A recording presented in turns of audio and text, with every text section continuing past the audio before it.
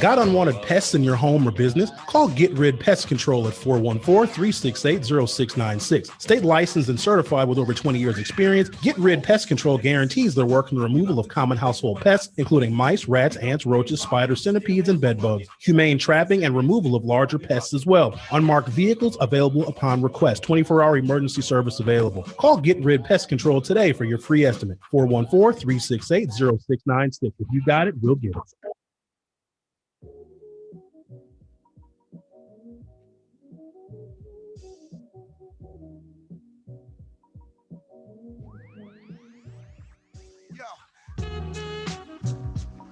Good morning. Welcome to the program. Today is Thursday, December 17th, 2020. And so I'm not going to try to convince anybody. That is not the purpose of either this broadcast or what I intend to do moving forward as it relates to getting the vaccine. It's too stressful, and I don't want to be more stressed out. So I'm not going to do that. And actually, I'm taking great relief in the fact that I'm going to spend very little of my time even talking to people that don't want to get the vaccine, because it's a lost point. Because haven't we been through 4 or more years of trying to convince people to act and to think in their best interests, and it hasn't worked, and it's not going to work. In fact, it's easier to villainize someone that disagrees with you, even though they're disagree with you for your own best interest. Like, it isn't worth it. Like, I don't know a single Trump supporter that listened to a liberal or a Democrat or a progressive and was like, oh my gosh, you're totally right. Thank you for sharing that article with me on Facebook, you liberal you. Now I'm no longer going to be a Donald Trump supporter. It doesn't work that way. In fact, the harder you push, the more resistant they're going to be. But what I am going to do is just provide information, because whenever you're debating somebody, and I got into a long, nasty one yesterday. Oh, it was bad. And it was one of those people that, like, they'll say some blanket statement like, the two-party system is broken. If we had I don't know what they want when people say that the two-party system is broken, saying that, Democrats don't do anything, Republicans don't do anything, which is just, it's such an elementary way of looking at things. And I think what I'm being troubled by most is these are really smart people that are saying these elementary things, but also goes to show, if you have a core competency in one thing, you might be really deficient in another, because you put your time, your effort, your energy, your tuition into your core competency, the thing you love, the thing you studied, the place where you have your most experience. Like, that's where you put a lot of your energy. But then everything else you just don't really know that much about. And so we're asking people to make, comments and statements and give their opinions on things. They've never researched those things like they've researched the things that they actually do for a living, right? So if you're involved in the trades or if you have a professional job, every single day you're working in your field, you're learning in your field, you're probably keeping up with advancements in technology in your field, which are all wonderful things. And that's why I love professionals, because they become the vanguard of whatever their endeavor is. But then there's everything else, the other things that they don't understand that are also advancing at a very rapid pace that these professionals know nothing about because they're so buried in their chosen field. But then we're asking them to give comments and give opinion and to shape opinion of others based upon things that they just have not studied. And they always say, do your research, even though they haven't really done their research. So I'm going to do my best to provide some of that research. But first, let's call the roll. Good morning, Tutu Reeves. Good morning, all. Tutu says, Jane Child, old schools. If y'all don't know about that Jane Child, we just can't be friends. We can't be. Such a good song. Denise Jones, good morning, people. Let's make something good happen today. By being kind. I agree. It doesn't cost you anything to be nice to somebody, but for some reason it seems to be expensive to just be nice. Or nowadays, being nice is just keeping your thoughts to yourself. We don't have to say anything all the time about everything. Somebody expresses an opinion that you don't like, you disagree with, keep scrolling. You guys, please try that for one day. If you're on your social feeds and you see something that you're like, when you get real mad, scroll until you find a picture of a puppy. And then everything is better. Vanessa G, good morning to you. Kelly King, good morning. Betty Thompson, good morning. Karen Siegler, good morning. Haven't been here in a while. Good to be back. We're glad to have you back with us live, checking in on the YouTube. So as I'm reading the comments, some of you can see the comments I'm reading, some of you can't. So the YouTube people can see each other. The Facebook people can see each other, but the Facebook viewers can't see the comments from the YouTube viewers. Karen is checking in on the YouTube. Orvana Harris, YouTube, good morning to you. Loretta Cunningham on Facebook, good morning, Loretta. Gail Williams says, good morning, suggest all of you. Denise Jones, you are right, Sherwin. They are the same kind of people that say they will not vote because it's a waste of time. Frustrating. Sometimes I think people say those things because they know, if they know you're politically involved and politically engaged, they'll say stuff like, why should I vote? Because they're really looking for an answer. And they know that can trigger us. Some people legitimately want to know because they don't know. And it's a bit shocking to me. Not as shocking as it was, because I'm over here looking at the world like we have all the information on anything you could ever imagine. You can get that information whenever you so choose. It's readily available. And I'm blown away that some people still have such elementary questions. But when they engage you by saying, why should I vote? Or I'm not going to vote, or the Democrats and the Republicans are the same, that is probably that's about the most ignorant statement, I think. Because if you haven't seen the differences between the Democrats and the Republicans over the last 4 years, then there's nothing we can say to you. 126 Republicans in the House of Representatives, more than half of the elected Republicans in the U.S. Congress wanted to overturn the election, an election that was fair, that was free from fraud, an election that Joe Biden campaigned hard for and spent an awful lot of money to get those votes, something like $13 per vote. Joe Biden won. And because of that, because this is still somewhat the party of Barack Obama, even though Obama has really shrank from public view in the last 4 years, when a Democrat wins, because Barack Obama and it was a long time coming, obviously it was part of the culture wars and a whole bunch of other things. You Democrats are sinful and you're baby killers, and I don't know, you give money to poor black people or whatever it is you do. But it was all a long time coming. And we got to a point where the party that nominated and elected first an African-American man, then nominated a woman in 2016 must be wrought with fraud, because women and minorities and people of color clearly are not human. They're not American. They're not aliens. We all came from a caravan south of the border. So if that cohort of people, that group of people vote for one candidate, clearly the election is fraudulent.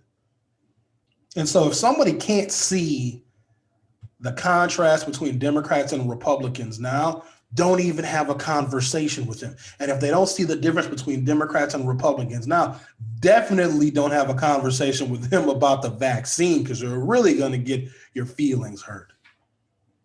Lemon Harris. Lemon, do I call you Lemon or do I call you Ron? So many of you have so many different names. I'm going to call you Lemon for right now. Good morning. Hit the like button on your way in. Hook old sure went up. Thank you, guys. If you're watching on YouTube, make sure you like and subscribe to the channel. Sarah Laguerre, good morning to you. Lori Baumbach, morning, Sherwin. Looks like snow is coming. Is it really? Let me look out the window. Park my blinds here. Oh, just so y'all know, I'm that neighbor that looks out the blinds and park the window. What's going on out here? Who is that? Who car that is? Oh, I see Tracy and them down the block got company over today. I'm that person. Udell Harris, good morning to you. Eileen Siegler, good morning. Antonio Glenn, good morning. G. Collins, good morning to you. And he says good morning to everyone. So I'm gonna read a couple of lists of things. I'm gonna read some ingredients, and these are really super complicated chemical compounds, and I've tried, like I reviewed them and read them a couple of times. Some of these things are so incredibly hard to pronounce, but I'm going to do my best. PAPs, polyfluoroalkyl phosphate esters, benzoyl peroxide, sodium nitrite, and sodium nitrate, sodium stearol lactol, calcium disodium EDTA. And whenever you see like two words, so calcium disodium, and then you have 4 letters, that means that those 4 letters are like 25 letters long each in each of those words. Calcium disodium EDTA. Disodium phosphate, ammonium glycerin.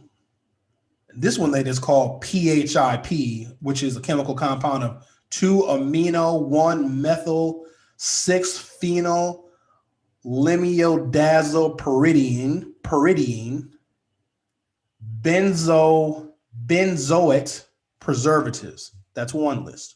Okay, do you guys remember that? Should I read it again? I don't want to, but just try to remember that list. And here's another list.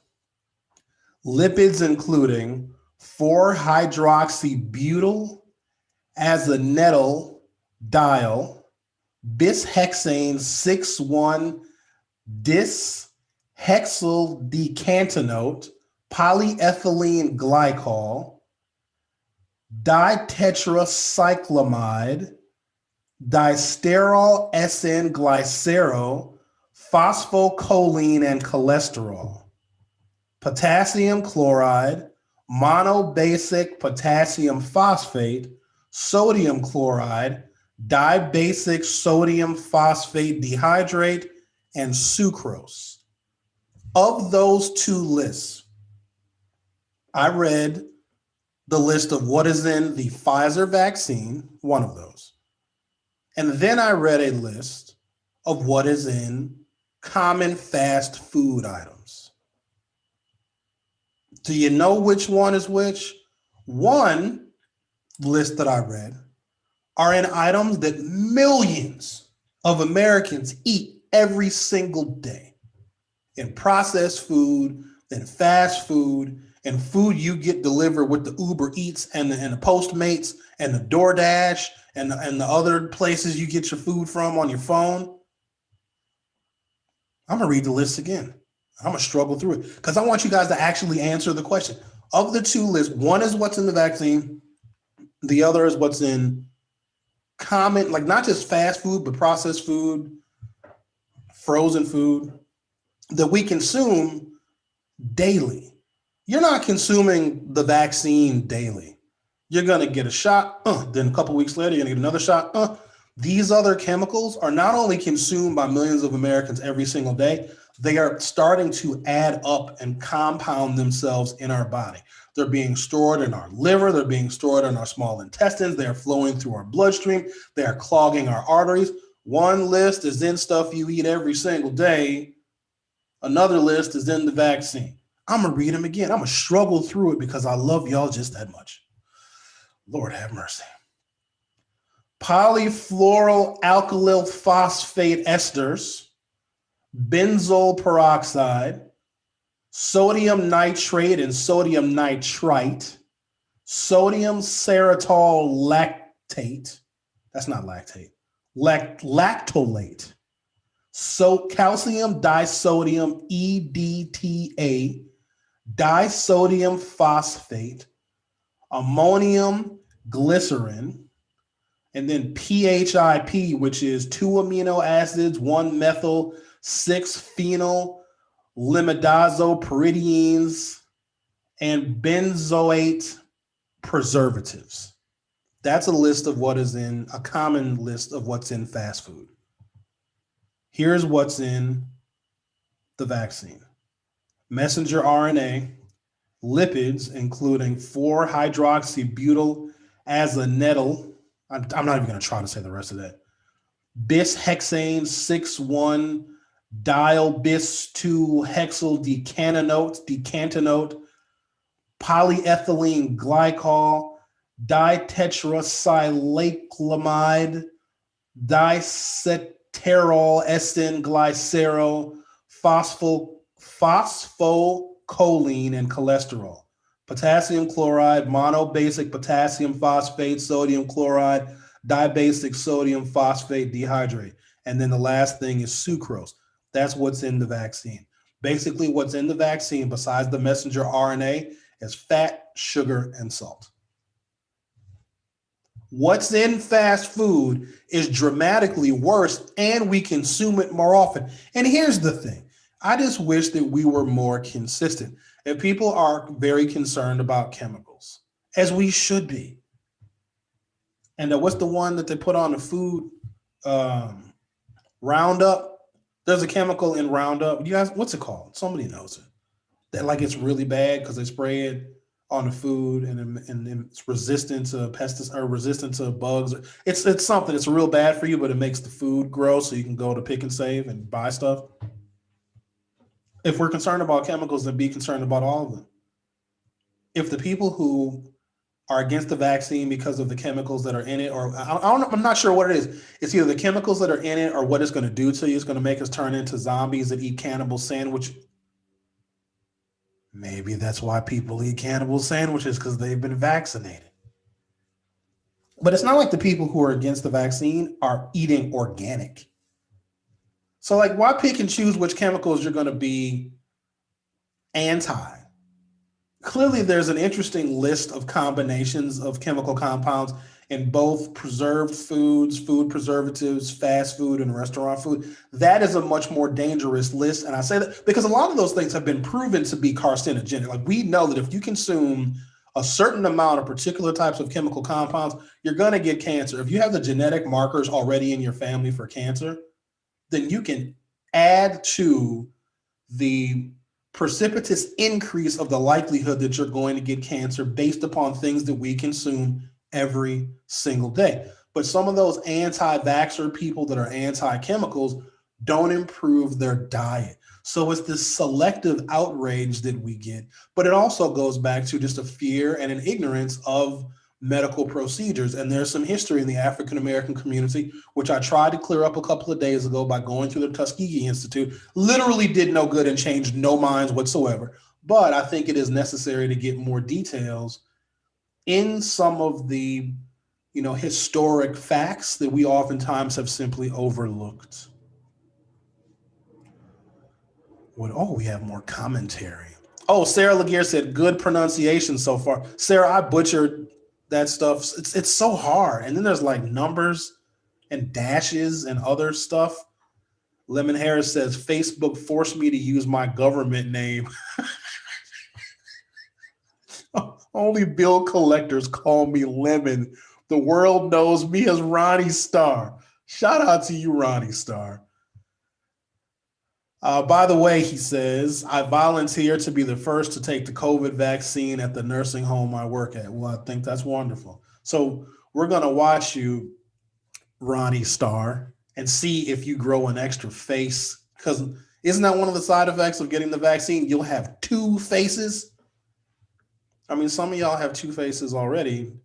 Not that you're backstabbers, two faces, but two faces is the one that you have in person and the one that you post on social media because y'all use filters like plastic surgery. Come at me, bro.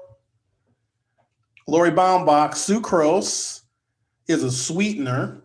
The nitrates are in cold cuts, hot dogs, and sausages. Yes, they are.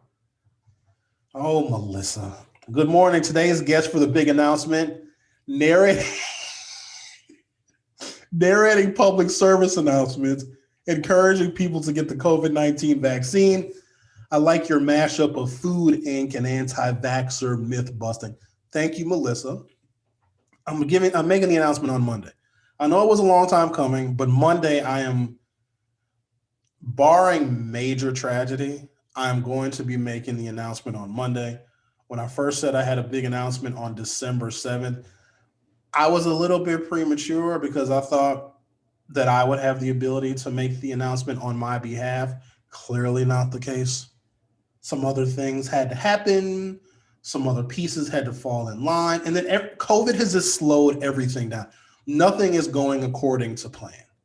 Nothing that I had planned for as far as timelines go. Again, didn't we think that the coronavirus would be gone in April? So the timelines have all just been screwed up. Actually, no, we didn't think it would be gone in April. Kelly King, good job with the pronunciations. Thank you. Gregory Boswell says, good morning. Thanks for the information. Thank you, Gregory. All right. So let's get into where some of this stuff started. From Medical News Today, the anti-vaxxer movement began in the 18th century in the United States with religious leaders describing them as devil's work. The campaign grew in the 19th and 20th centuries as a matter of human rights. In 1998, Andrew Wakefield, a former medical doctor, suggested a possible link between the MMR vaccine, measles, mumps, rubella, and autism in children. The Lancet, a respected scientific journal, initially published his research. However, The Lancet withdrew his article in 2004 after an investigation found major flaws in the study. So that is the thing about the scientific method. Sometimes so it starts with a hypothesis. I don't know why I have to go over this. All normal functioning adults should know this. So a hypothesis is, I have a guess. Honeybees are poisonous. Then, so you have this guess, and you have anecdotal evidence, or you see a person where a honeybee landed on them and then they fall over and die. So you're assuming you're making a correlation. You haven't proven your correlation. You saw a person, you saw a honeybee, you saw the honeybee touch the person falls over and dies. I think I shall study this. Then you do your research and you compile your findings. You do an analysis of the honeybee and the chemical compounds in its blood. You do an autopsy on the person and the chemical compounds in their blood. And lo and behold, you find out that that person actually died from a heart attack because they're afraid of honeybees. But what you may have done, and what people do, is they publish the fact that honeybees kill people. If a honeybee lands on you, you're going to die.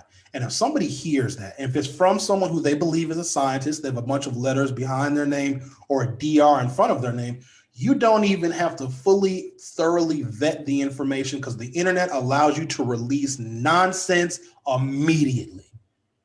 And by the time you say, no, we actually did research and the honeybee does not have any chemical compounds that are toxic to human beings, and we did an autopsy on the person that died, they died from a bunch of natural causes and they had a heart attack and they had like 17 different kinds of diabetes, that's why they died. But by the time you're able to produce that factual information that is based in many, many years or months of research, it doesn't matter. You have people now engaging in a culture that is anti-honeybee, and it's really hard to reel that back in. Oh, there's a story that I have right here. I may or may not get to it. I know I'll always say that, and I never do. National media on a handful of occasions, and that's all it took because so many people consume national media, NBC, Fox, CBS, etc. They took the anecdotes from a few anti-vaxxers, ran them as stories, ultimately found out those stories weren't true. They were erroneous. They were false. Some of them did retractions. Some of them did not. Didn't matter, because then you have the constant churning of additional fake news and false information on the internet with the anti-vaxxer groups that already exist on Facebook and other places. I think Facebook said they were going to start shutting down or better monitoring some of the anti-vaccine groups. Whether they did it or not, I have no idea. But you can't control fake news because sometimes it's so sensational and so outrageous, people are just more likely to believe it because they think somebody else did the research for them. And because it sounds plausible, because it speaks to their fear, then they share it, then they talk about it, then they discuss it. Then you'll get like a celebrity also vouching for that information, like Tom Cruise will fall out of the sky and also start promoting this fake information. And at that point, science loses. You ever wonder why this nation and the children, the school children of our nation, are certainly not in the top 10, not even in the top 20 when it comes to math and science performance? We're beat. There's third world countries that have better education systems than we do here in the United States. And we have a lot of money. We have a lot of money to invest in education. Whether we do, whether we don't, why we should, why we shouldn't, that's a political discussion. But we have the ability to lead the world in science, technology, medicine, engineering, etc. And in some aspects, we do. America does still lead, right? Some of the vaccine makers, they are companies that have their roots somewhere in America. But you also have to look at where America leads, and I'm not entirely sure of what those categories are. I would rather do an inventory of where we lead during the Biden administration, because I think some of the categories in which we lead during the Trump era might be frightening. But if you look at the people that are responsible for whatever America's top positions are and whatever the field is, they're probably immigrants. I posted a video that I saw, I don't know, last week. I don't know where I posted. I post things all over the place and literally forget about them, but I remember that I posted them.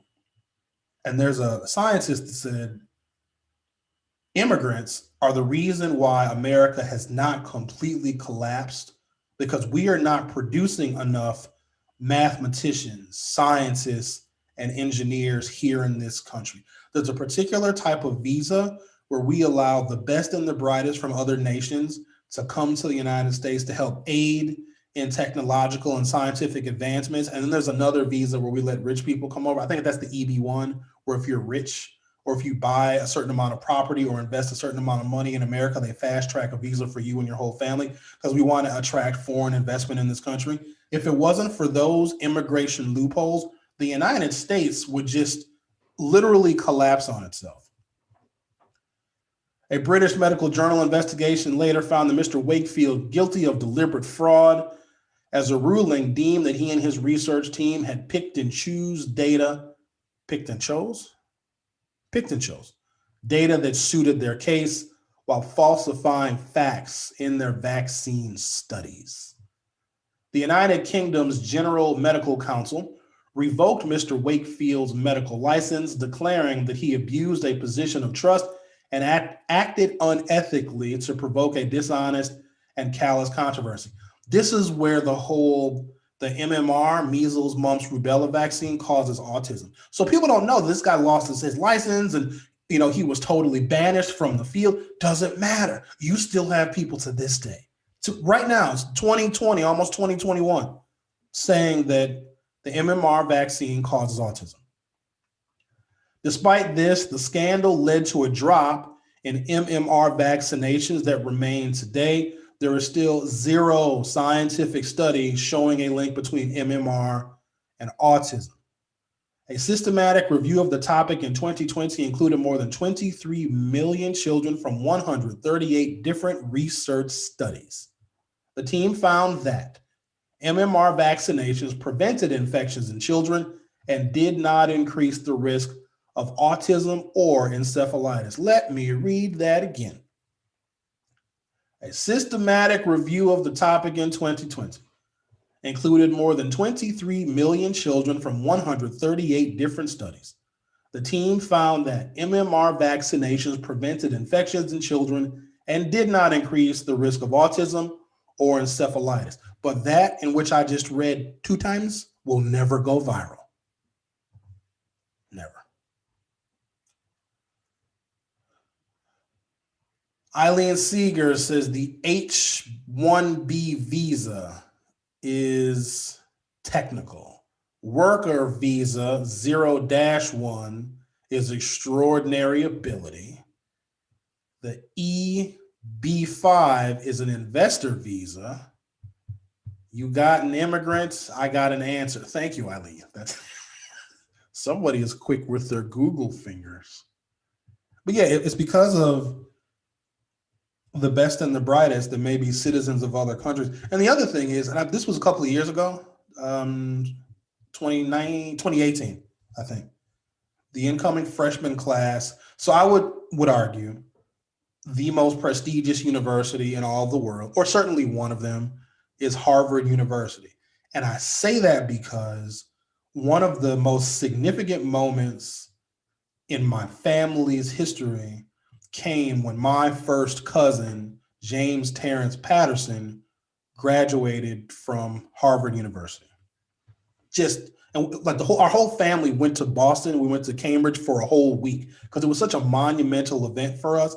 And so, you hear things about Harvard and about Cambridge. When you actually go there and you see the history, we're talking about a university that graduated its first class in 1642. Harvard University is older than the country that it's in. And you meet the people, and you may have a series of stereotypes about people that have achieved that level of academia. That's some of the coolest people I've ever met in my entire life. They're so smart, and some of them are so rich and so well connected that they don't even need to be racist because that's so beneath them. And so my cousin graduated from that university, clearly a crowning achievement for our family. But actually spending time out there, and you hear so many different languages, the diversity on that campus, and I think that's a good thing. But in the freshman class of the year 2018, this is when a lot of people had a fit because it was the writing on the wall that America was soon to become a majority minority country. 51% of that incoming freshman class for Harvard University were foreign born. So our institutions here in the United States, and you can go on down the line, it could be Yale, it could be Princeton, it could be Penn, it could be Dartmouth, whatever these Ivy League institutions are, you will find a tremendous number of foreign born individuals at those universities that are getting engineering degrees and math and science and all this really technically sophisticated stuff. Americans, with the American system of public education that we finally need to admit is fundamentally flawed, but we won't do that because public education at the K through 12 levels is still an industry that is overwhelmingly dominated by white women. Not that I want to bring race into this, but I think we kind of have to.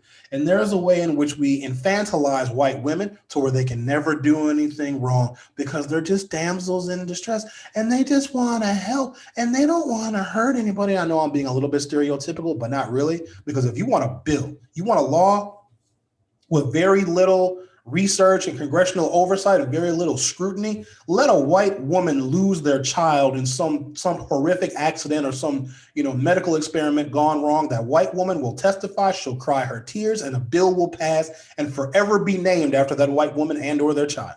Period, full stop. So whenever you have an industry that is dominated by that mode of American thinking, we're not going to challenge it, because they're just a bunch of victims. And we're not going to challenge the fact that here we are having to explain American history and Black history to fully functioning adults because it was completely left out of the education curriculum in this country. That is why racism is able to live, breathe, and breed, because we're not teaching about who people actually are and where they come from. You would think that now we'd have this time to reassess everything and see where the United States is so fundamentally flawed that we are not a leading nation. Like, we're not the leader of the free world at all. We have a president right now that might go to prison. He might not, but there will be someone who will be throwing criminal charges at the current president of the United States. You can't be the leader of the free world when you have a president that, under a certain set of circumstances, won't even be free himself. Just saying. Anti-vaxxers still represent a minority of people. However, there are many active communities on the internet and social media platforms. According to a recent report in the Lancet Digital Health, around 31 million people follow anti-vaccine groups on Facebook. It also estimates that social media outlets could, oh my Jesus. It also estimates that social media outlets could be making about $1 billion from anti-vaxxers and their groups on advertising every single year. So Facebook has an incentive to encourage anti-vaxxers to coalesce on their platform. I got to read that again.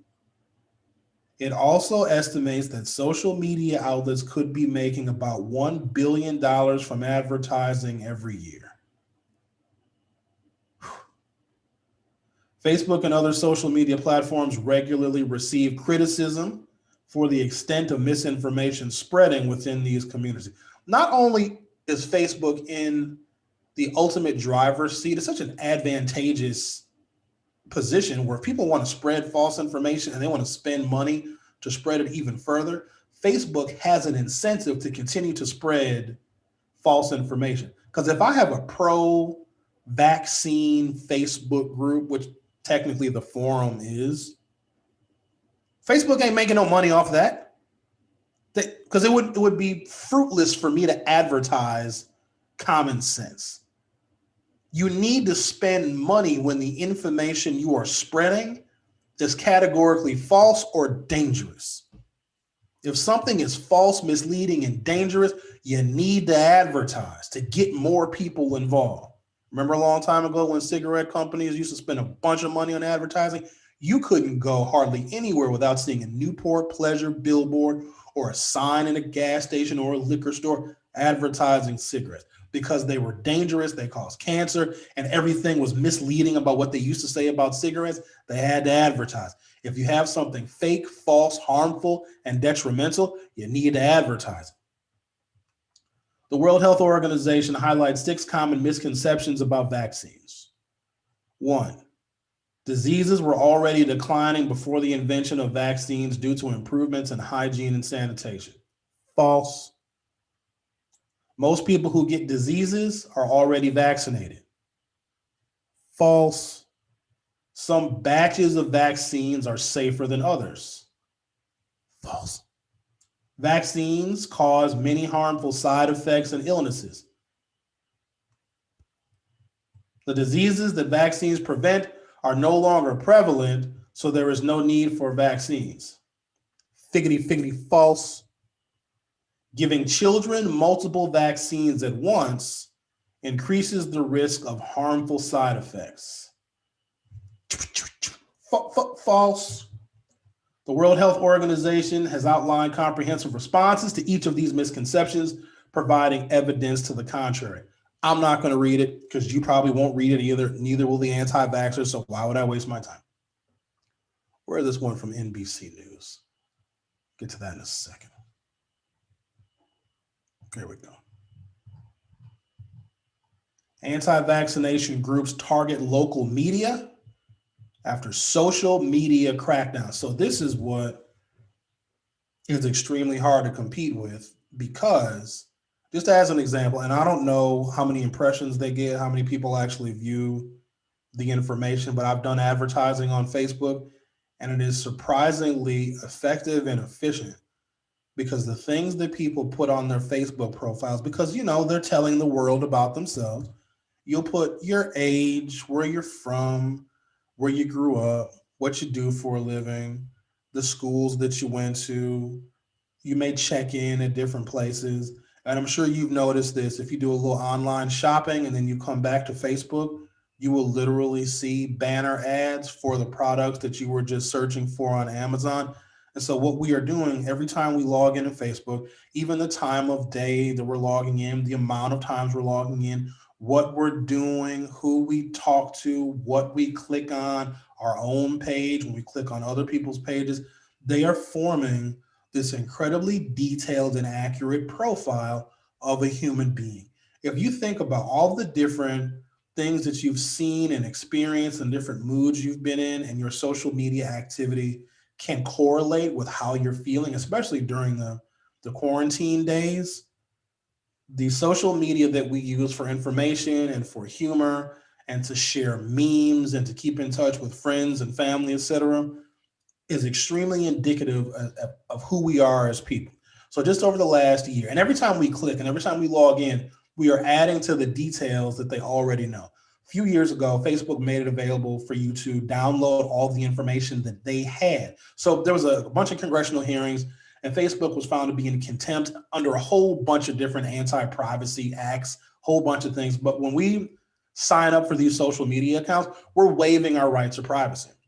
And so what Facebook was doing is they were hoarding and corralling all of our data and having these really detailed profiles on all of us. And they would then sell those detailed profiles to advertisers that could target us specifically based on who we are, what we do, where we go, who we're friends with, and a whole bunch of other things.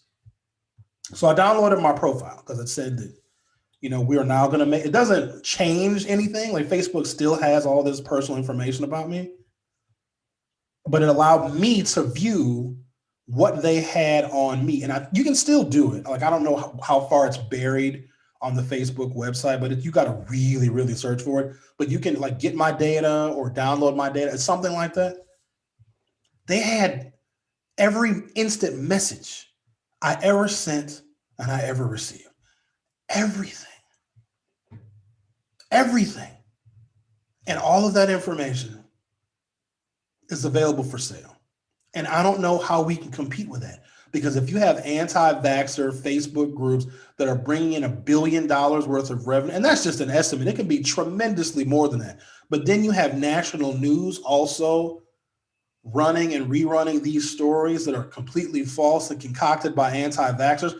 This is why I say don't waste any more of your time, effort, and energy trying to convince people that getting a vaccine for the coronavirus is a good thing and it's what they're supposed to do. We can't do that. You're just going to drive yourself crazy. Those of us that want to live productive lives and want to be able to live to tell about this very sad and scary and horrendous era in American history, we know what we have to do.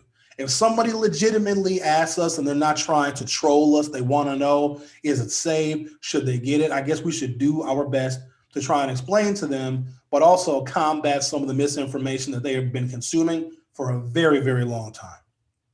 But don't let them think they won, even though they haven't. It's a horrible thing. It's probably unethical and immoral for me to say that, but we can't convince them because there's been more information that they have been bombarded with that's fake than we have been bombarded with that's actually true.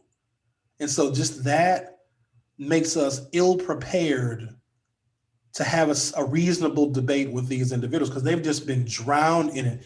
And another thing that was done, so the whole Russian, targeting people on Facebook back in 2016. So Russia didn't even need to double down their efforts in 2020 because the damage was already done. It started as a small brush fire and it turned into a major calamity. I mean, American democracy is as broken as it can possibly get. Like what is happening right now in this country, especially with Republicans, including U.S. Senator Ron Johnson. And I've told my story about my interaction with U.S. Senator Ron Johnson going back some years ago. I didn't even think this was possible in this country to have a fair election. The Republicans for a very, very long time made it harder for people to vote. And that was a part of their platform. They thought there was a bunch of voter fraud. As the country was starting to increase in minority population, and more minorities are naturally going to vote for Democrats because Democrats seem to speak somewhat of the same language of those that are marginalized. Democrats don't get it right all the time, but at least we can understand each other a little bit better than people of color and minorities. And our interactions in this country are better reflected in policies that are only going to be promoted by the Democrats. So the Republicans see that as some kind of cheating because they no longer can speak the language to other fellow Americans. And so because people of color and other marginalized folks have gravitated slowly but surely over the last 50 or 60 years to the Democratic Party, the Republicans said, okay, fair enough, because we also have a profile on the Democratic voter. They might be younger. They might be in college. They may not have a driver's license. They may not have an ID. They may move around a bit more. They might be on month-to-month leases. They might be utilizing public housing. So just like social media creates a profile of us, Republicans, because they got data researchers and scientists too, that are probably immigrants, but they can get a profile on the Democrat.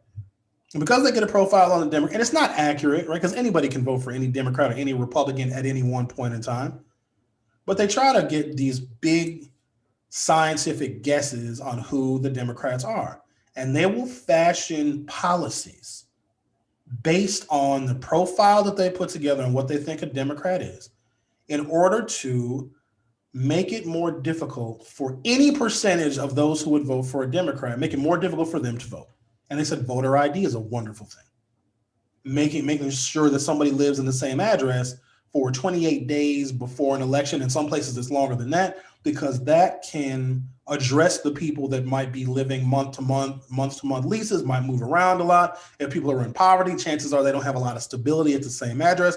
And so they included that in their proposals, all trying to make our elections incredibly difficult to cheat. So all of this effort and energy and money and time that was spent on making it more difficult to vote. And Republicans could have used that time, effort, and energy on improving wages and working conditions and helping the environment. They didn't. They wanted to make our electoral process as strict and specific and as foolproof and as fraud-proof as possible. And guess what? They got it. They got it.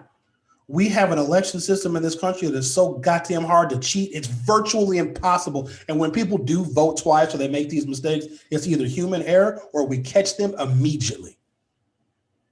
And so they've done all of these things to make it harder to vote, to make it a foolproof, fraud-proof process. And they still don't believe the election because they come to realize that all of the time they wasted making it more difficult for people to vote, they still lost the election, and they lost by a lot. Voter ID came out and everybody had a fit. I had a fit too because I knew what they were trying to do, but ultimately I knew something. And it was really aimed at African Americans because we come to find out that disproportionately, as you would have guessed, African Americans, too many of us don't have a driver's license or a state issued ID. We just don't.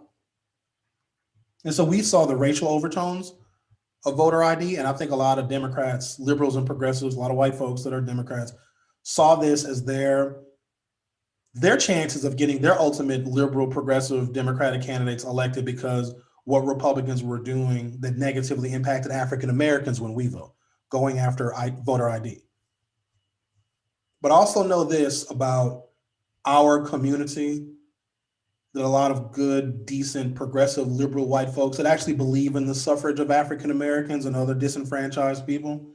I knew that voter ID would only be a very temporary bump in the road because one thing that especially Black people have done probably better than anybody else is have to adapt to the changes that affect us negatively. Sure, voter ID may have had a marginal effect in a handful of elections, maybe some local elections where people didn't want to go through the trouble. They didn't want to go through the hassles and the hurdles of having to go to the DMV. Because who wants to go to the DMV? You want to tell people not to do something? Tell them that they need to go to the DMV first before they do the something.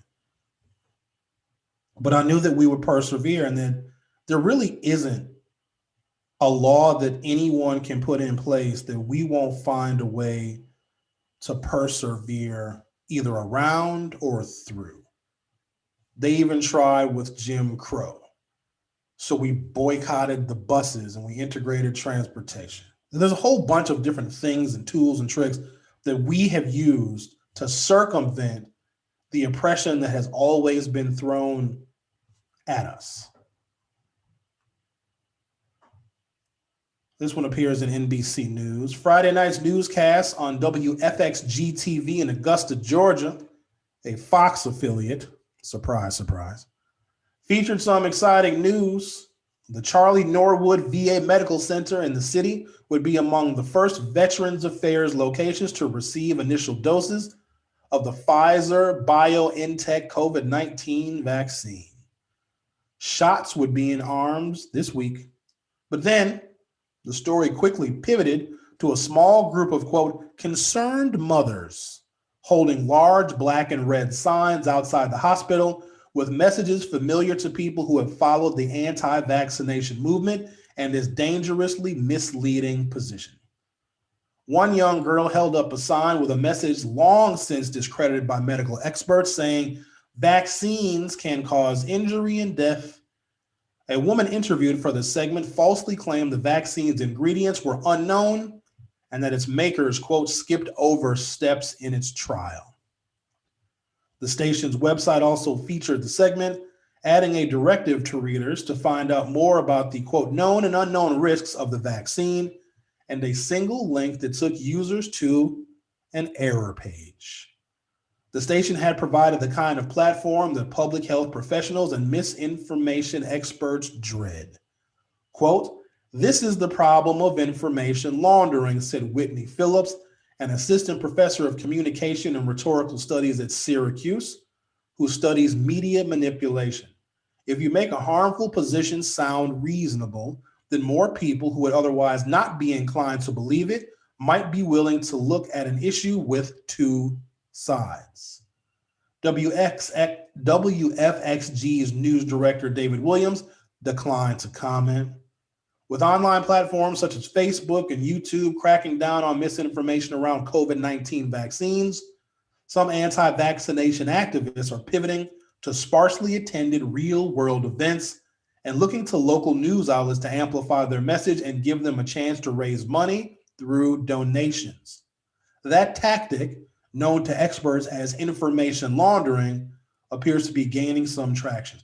Amazing how people can make money raising money to spread fake news. But it makes sense because Facebook is now making $1 billion a year off of fake information. Unbelievable. From California to Maine, local news stations that had largely stopped covering childhood immunization opponents have been highlighting the anti-vaccination movement's response to COVID-19 restrictions and solutions by covering their protests and giving activists a microphone to spread more misinformation. Experts have warned that credulous coverage of fringe and misleading anti-vaccine information, coverage that doesn't explicitly state that the information is false, can cause real-world harm, including a hesitancy among people to get vaccinated that threatens to undermine the pandemic response. Local television news is particularly important source of information about the pandemic, as it's constantly the most popular source Americans turn to for news, according to the Pew Research Center. Local media coverage is all part of the plan, said Joshua Coleman, a California anti-vaxxer activist who has spent the last couple of years organizing and documenting anti-vax events. Coleman confirmed what social media data suggests. The pandemic has led to a growth in anti-vaccine communities and said that anti-lockdown protests offered a way to introduce the cause to a new audience. But he's also felt the sting from efforts by online platforms to reduce the spread of misinformation about vaccines. So I'm going to let this stand as a particular kind of example, because there's some elements of the fake news and false narratives promoted by Donald Trump. It works. It works to such a degree that it can elect an American president that can live in a universe of alternative facts where they can seem credible when they say the election was rigged. We have two different Americas, one that are much more likely to believe data, fact, and science, and another that thoroughly rejects it. And I would argue that the latter, that thoroughly rejects data, fact, and science, is increasing in its size and scope. If you can find the formula to get people to believe misinformation about one thing, and you have these people corralled on social media, because there have been anti-vaxxer groups for years on Facebook and on other social media platforms as well. And then you have another outgrowth of the anti-vaxxer movement, because they actually were organized on social media a very, very long time ago. They found a place where they could find like minds and have discussions and find fake news articles that have long been discredited and spread it and spread it and spend money to advertise it to get more and more people. And then when you have this group of people that believe categorically false information, here comes QAnon. Because if you're likely to believe anti-vaxxer information, then you're likely to believe that children are being sold in furniture on Wayfair. Oh, that one threw me for a loop. And it's always, when it really hits me, when it's people that I know. Sherwin, you have to look. I legitimately had a friend that I've known for, oh my God, 15 years. Say, Sherwin, I found something out. I want to share it with you. I'm like, I'm all ears. I like hearing information you found out about. You guys remember the Wayfair website where there was like a glitch in their app where if you put a piece of furniture, a large piece of furniture in your shopping cart, I think it's Wayfair, one of those sites. But if you put a large piece of furniture that you can buy on Wayfair in your shopping cart, your online shopping cart, and then in like the promo code section or somewhere you enter the name of a missing child, of any missing child anywhere, this child still unaccounted for, then that piece of furniture that may have originally been in your online shopping cart for $399 would go up to like $14,000. And it was just a glitch in the app. And people thought that if you put the name of a missing child in the promo code box on Wayfair, that you actually would be buying that child in a sex trafficking ring. I'm sure you guys remember Pizzagate, a guy that thought that the Clintons were running a child sex trafficking ring. Hold on, wait. Out of a pizza joint in Washington, D.C., and the man goes there with an assault rifle to try and free the children. When there are people that can be co-opted and manipulated into believing like cartoonishly ridiculous information, then they can be influenced to vote for someone like Donald Trump. And so now we have more data on these people than ever, and especially because Donald Trump got more votes than any Republican in history, there is a formula for creating a cohort of American voters that will vote for the unpatriotic, seditious treason of Donald Trump. And you can feed them all sorts of information and you can manipulate them with falsehoods, which means there's the rest of us that want to walk in the light and want to believe in the integrity of science and testing and retesting and vaccines are safe and a scientific method. And we believe in the fact that technology has brought us all of the information that exists in the palm of our hand. It is a marvel. Being alive in the year 2020, save for the coronavirus, is incredible. If you grew up in the 70s and the 80s, you never would have imagined. Never would have. I have a 65-inch TV on my wall, and it wasn't expensive. I never would have imagined when I used to use pliers to change the channel on a little black and white tube TV set with a coat hanger antenna. I have a flat screen on my wall, and it's very flat. All the technology that we have and that we oftentimes take for granted, there are other aspects of the human existence where that technology has also skyrocketed, not just in making electronics small, not just in making the next iPhone 13 or the iPhone 15, but advancements in medical technology as well. And those advancements in medical technology have given us a vaccine that very well could increase life expectancy and give us so much more hope for the future if we would only just believe it. Thanks, guys, for listening to me today. Don't waste your time trying to convince people, because we're clearly outmatched when it comes to how quickly fake information can spread. But as always, wear a mask and I don't know, don't shake hands with people or something, and don't touch your face. I'll see you tomorrow. Have a good day.